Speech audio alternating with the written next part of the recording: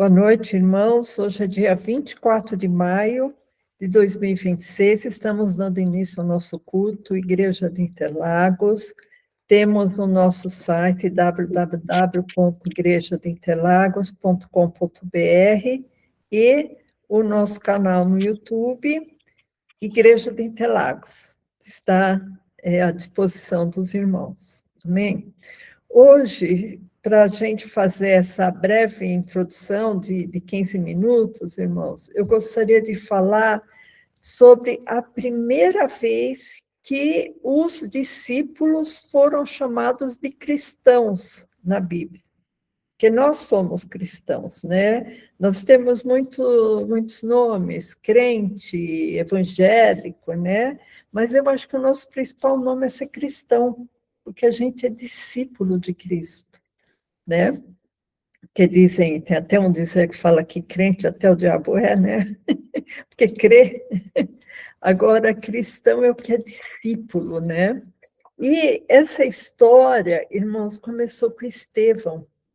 O Estevão, ele foi uma pessoa que teve uma dedicação muito grande para a evangelização, para a palavra de Deus. E dizem que ele era bem jovem quando ele morreu, né? Que ele morreu apedrejado.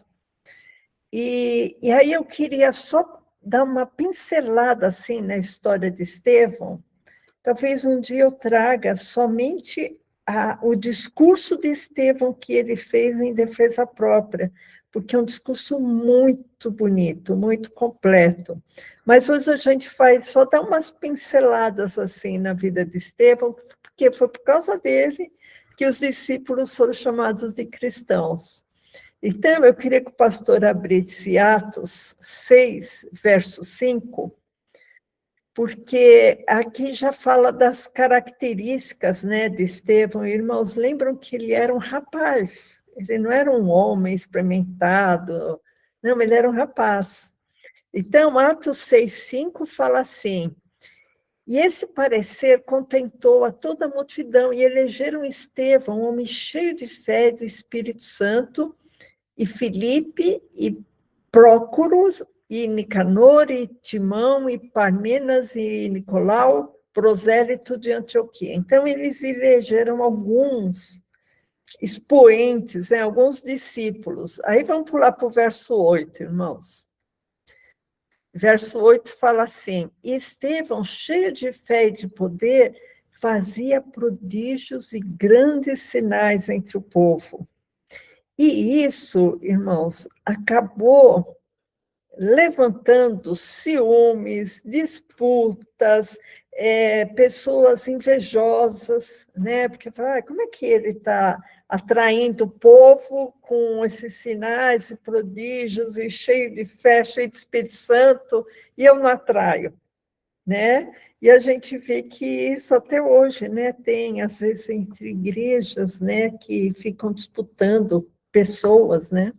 Qual que dá mais prosperidade, qual que faz mais milagres, né?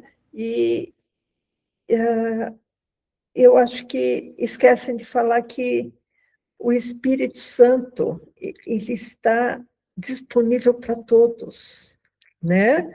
Desde que você esteja num lugar congregando, é importante você congregar, estar subordinado a um pastor, a ter uma estrutura religiosa mínima no ambiente que você frequenta, voltado para a obediência a Deus e para cumprimento da obediência da Bíblia, você vai ser abençoado, né? Você não precisa de estar nos tops dos pastores mais suprassumo das galáxias, né?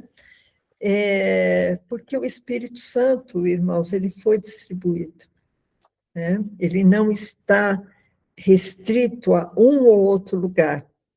Aí o verso 9 fala assim: e levantaram-se alguns que eram da sinagoga, chamada dos libertinos, e dos sireneus, e dos alexandrinos, e dos que eram da Cilícia e da Ásia, e disputavam com Estevão. Quer dizer, eles queriam fazer uma espécie de uma gincana, né? Será que eu vou ter mais poder? Será que ele vai ter mais poder? Né? Então, eles ficavam disputando com Estevão. Só que o Estevão tinha nele o Espírito Santo, né? Ele falava pelo Espírito Santo. Então, o verso 10 fala, e não podiam resistir à sabedoria e ao Espírito com que falava.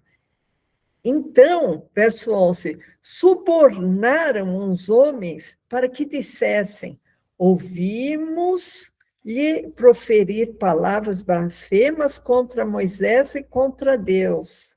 Olha, irmãos, falso testemunho, não é só agora não, tá? Não é só agora que fizeram até delações premiadas para o Bolsonaro preso, né, com falsos testemunhos, todo mundo sabe disso, mas para alguém falar, não, mas ele foi, de certa maneira, coagido, né, a família foi ameaçada, mas, irmãos, falso testemunho é uma coisa muito séria, porque você vai condenar uma pessoa inocente. E isso foi o que aconteceu com Estevão, né? E verso 12, e excitaram o povo, os anciãos e os escribas, e investindo contra ele, né, contra Estevão, arrebataram e o levaram ao conselho. 13, e apresentaram falsas testemunhas que dizia, esse homem não cessa de proferir palavras blasfemas contra este santo lugar e a lei. Né? Então, Estevão foi julgado, foi condenado, foi levado para fora da cidade e pulando, pastor, o capítulo 7, no verso 59 de Atos 7, 59, fala assim, e apedrejaram a Estevão, e ele morreu, né? Que em invocação dizia, Senhor Jesus, recebe meu espírito, e pondo-se de joelhos, clamou com grande voz, Senhor, não lhes imputes este pecado, e tendo dito isto, adormeceu. Né? Essa é a história de Estevão, irmãos, é uma história assim, que ele triunfou diante de Deus, né? A história que aparentemente, mas ele morreu, né? Ele foi um perdedor, não. Ele não negou a Deus, ele levou o testemunho dele até o final. E quando ele morreu, agora pula para Atos 11, pastor, houve uma grande perseguição na igreja. E, às vezes, irmãos, essas perseguições, a gente sabe que tudo que acontece está debaixo da vontade de Deus, né? Quando a igreja é perseguida, ela é dispersa. E o fato dela ser dispersa, muitos povos são alcançados. Aí, em Atos 11, 19, fala assim, e os que foram dispersos pela perseguição que sucedeu por causa de Estevão, caminharam até a Fenícia, Chipre e Antioquia, não anunciando a ninguém a palavra, senão somente aos judeus. Então, eles estavam anunciando, né? E havia entre eles alguns homens síprios e sirenenses, os quais, entrando em Antioquia, falaram aos gregos, anunciando o Senhor Jesus. Então, o evangelho estava sendo anunciado. Verso 11.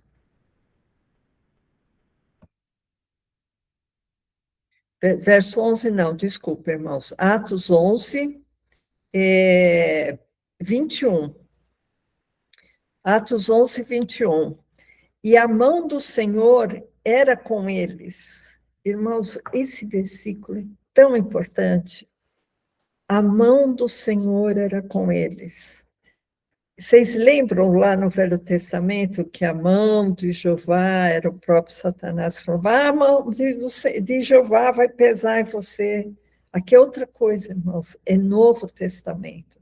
Não tem mais aquela opressão de Jeová do Velho Testamento. Então, a mão do Senhor Jesus era com eles, e grande número creu e se converteu ao Senhor. Olha que coisa, irmãos. Eles achavam que eles iam abafar, né? A gente matou Estevão, que era mais ou menos o líder deles, agora eles foram dispersos, vão esquecer essa história de anunciar o evangelho. E aqui está falando que a mão do Senhor, no verso 21, a mão do Senhor era com eles. Então, eles eram abençoados, eles proferiam a palavra. Verso 22, e chegou a fama destas coisas aos ouvidos da igreja que estava em Jerusalém, e enviaram a Barnabé a Antioquia para fortalecê-la aos irmãos, né? O qual chegou e viu a graça de Deus e se alegrou e exortou a todos que permanecessem no Senhor com o propósito de coração, porque era homem de bem e cheio de Espírito Santo e de fé, e muita gente se uniu ao Senhor. Essa, irmãos, foi a época em que os cristãos, em que os discípulos de Jesus foram chamados de cristãos, né? Foi essa época de perseguição, né?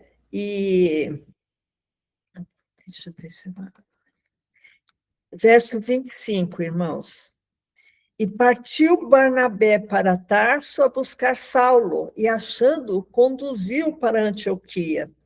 E verso 26, e sucedeu que todo ano se reuniam naquela igreja e ensinaram a muita gente. E Antioquia foram os discípulos pela primeira vez chamados cristãos. Então, irmãos, os discípulos antes não eram chamados cristãos, era chamado os que anunciam o caminho, né? Às vezes até aqueles que são contra o que era pregado pelos judeus. Existia tudo assim, palavras que não condiziam com aqueles discípulos de Jesus. Então, no verso 26 fala, como eles se reuniam lá na igreja, eles ensinavam sobre Jesus, ensinavam sobre Cristo. E lá em Antioquia, não foi em Jerusalém, irmãos, não foi em Jerusalém, a capital da religião, foi em Antioquia que os discípulos, pela primeira vez, foram chamados de cristãos.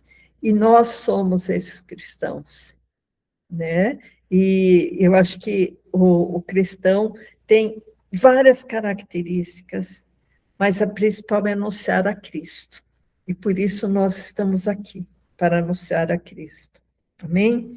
Vou fazer uma pequena oração, irmãos, para a gente dar continuidade. Senhor Deus, esse culto é para ti, Jesus.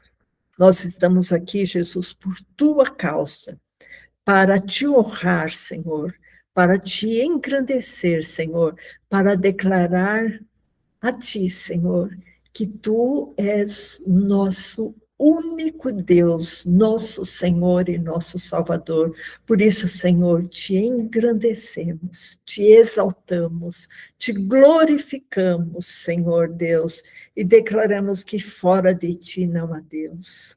Declaramos que fora de ti, Senhor, não há salvação. Pai, todos que estiverem ouvindo esta palavra, que estiverem aqui nesse culto, Pai, fala aos nossos corações, Senhor, por tua misericórdia.